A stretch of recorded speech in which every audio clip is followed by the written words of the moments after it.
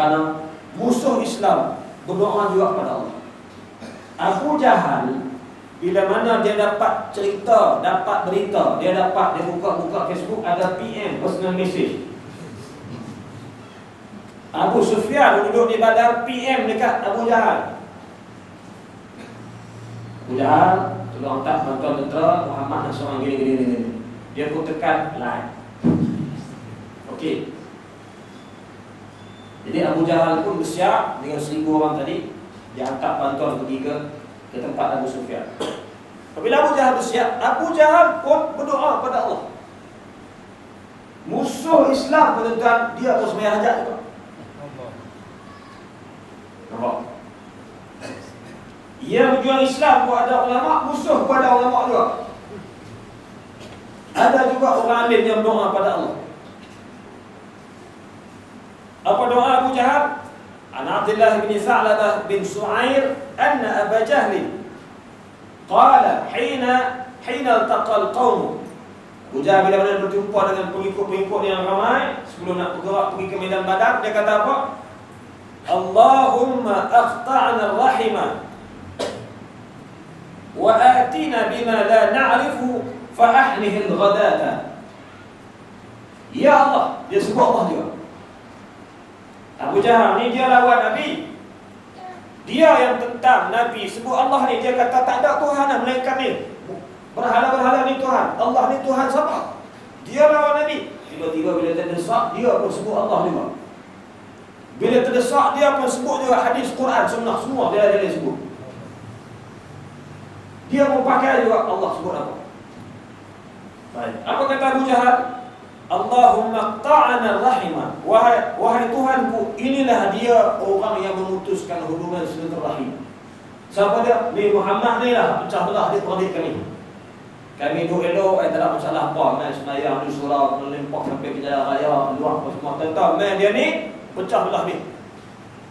Kami duduk sembah berhala ni lama-lama dah. Tok Wan kami, Tok Yang kami, nenek kami, sampai kami semua tak ada masalah apa. Main Muhammad ni duduk cerita sembah Tuhan lain, nama Allah.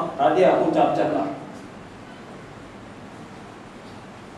Abu Jahal mengatakan Nabi ni punca memutuskan hubungan setelah itu. Lalu apalagi doa dia? Wa atana bima la na'rifu. Dia buat mai benda hak yang kami tak tahu apa. Ni Muhammad ni bawa ajaran sesat. Ni puak-puak ajaran sesat.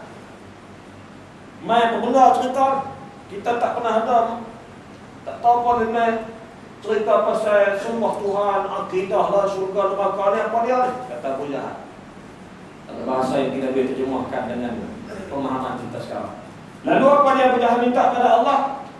Fa ahnihil ghadata, maka binasalah mereka pada pagi ini. Hancurkan mereka pada pagi ini.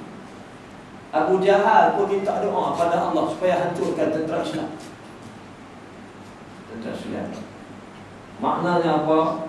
Pada jiwa orang yang lawan Islam ni, orang yang tolak pelaksanaan Islam, orang yang tak setuju dengan sistem Islam ni, pada jauh di sudut lubuk hati mereka ada perasaan, ada satu sifat yang mengambil Allah sebagai Tuhan dia.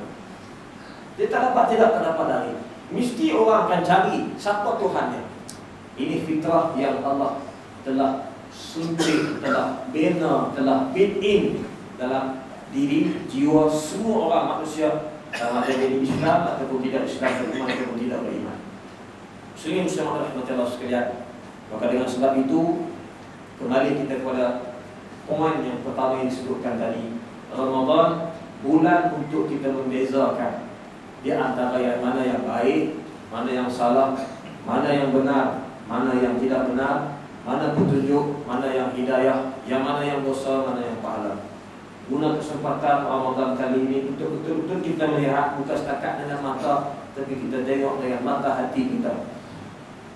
Siapa yang benar-benar ikhlas memperjuangkan, menegakkan Islam, dan siapa yang hanya sebut Islam di mulut tetapi sebenarnya dia tidak berniat untuk menegakkan dan memperjuangkan Islam. Ramadan ini juga bulan untuk kita mempertingkatkan amalan, dan untuk ada satu tips, ada satu rahsia tuan.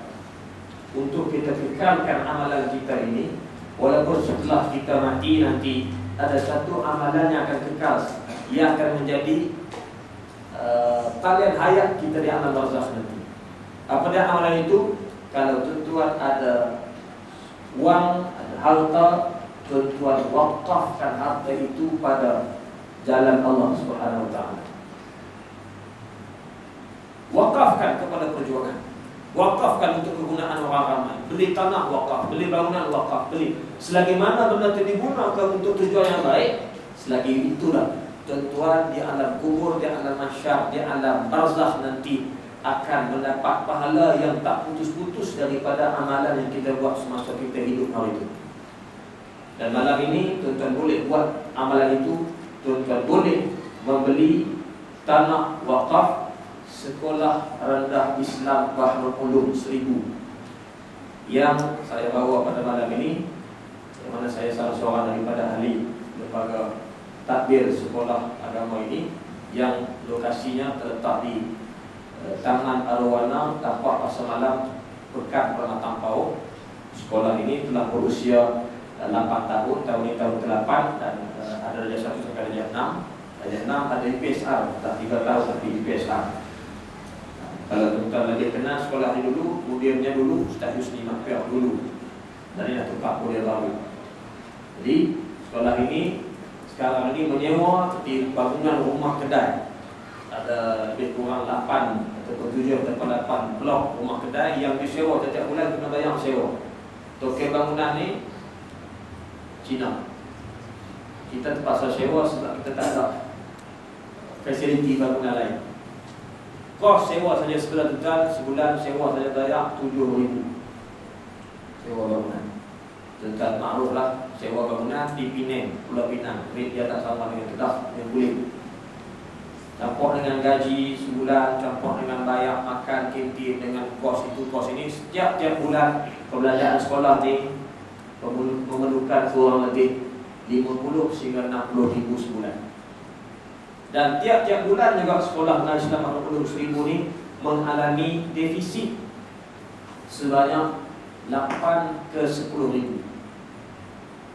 Tiap-tiap bulan guru dia, mudir dia, AJK dia penyelidikan cari kutip tema nak tampung 8,000 dengan 10,000 yang memang akan defisit setiap bulan. Sebab inilah nasib sekolah agama rakyat berbanding dengan sekolah-sekolah lain di Malaysia ni. Kalau sekolah sukan, tuan-tuan pernah dengar sekolah sukan minta tema? Ni kami nak buat sekolah sukan, jadi kita dapat tuan-tuan peruntukan sekian-sekian. Bangunan kita pun buat ni pakai atap zinc, dinding pun kayu, pakai kipas angin nak cabut, minta tema. Tak nak buat sekolah sukan Bukit Jalil, ada? Tak ada.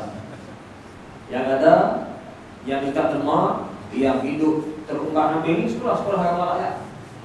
Yang inilah tempat mendidik dan melahirkan generasi pejuang, penyambung perjuangan Nabi SAW.